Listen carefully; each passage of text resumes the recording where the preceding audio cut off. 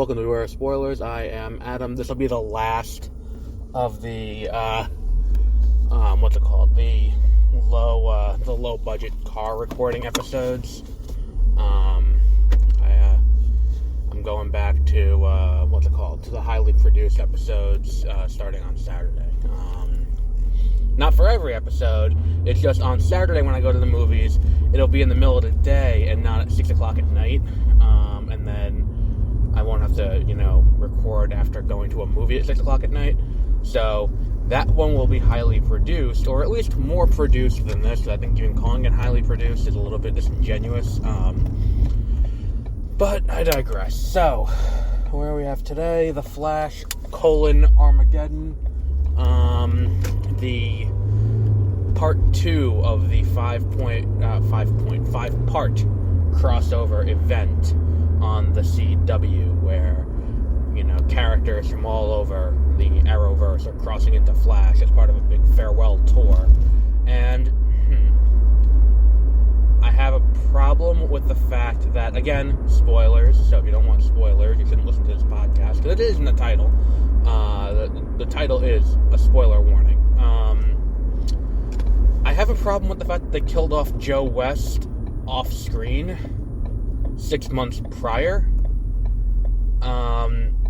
Now, based on the fact that he kind of publicly signed a new contract for this season, and they added him to the intro, tells me that this death probably isn't going to stick. And also, Joe is one of those characters who gets periodically killed off, but not really, just to kind of have that moment of like, oh my god, what happened? Or like to get an emotional resonance moment, like when Barry has to watch him die in season 2. So that makes sense to be the straw that breaks the camel's back, in this case. Now, here's the thing. This was billed as the worst day of Barry's life. So far, he has still had worse days. I'm sorry, you know what?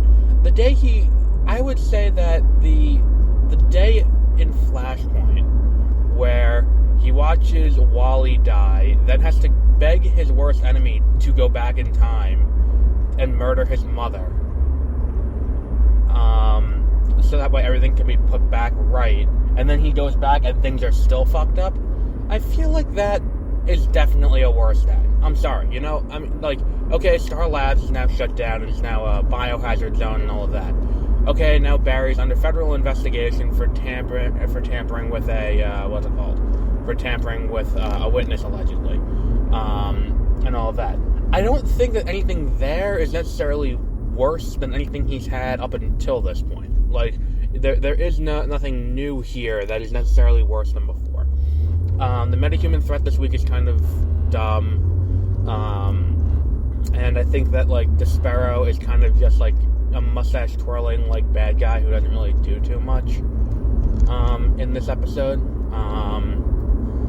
I don't...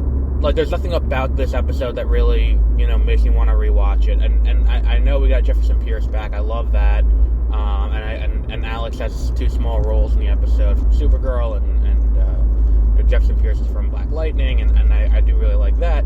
But at the same time, it kind of feels like, why are we doing this? Why is this, this feels less like a crossover event akin to, Heroes Unite, or what was it?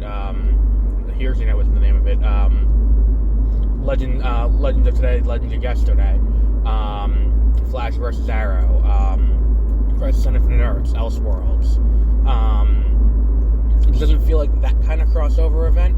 This feels more like the kind of organic crossovers that happened, the end of season 1 of The Flash, that coincide with the end of season 3 of The Flash, where the two kind of teamed up, but not really, where it's Oliver shows up in the episode before the finale of The Flash to fight Reverse Flash. Barry shows up to help defeat to help rescue everyone from Ra's al Ghul. And it kind of feels in that way. It feels like that.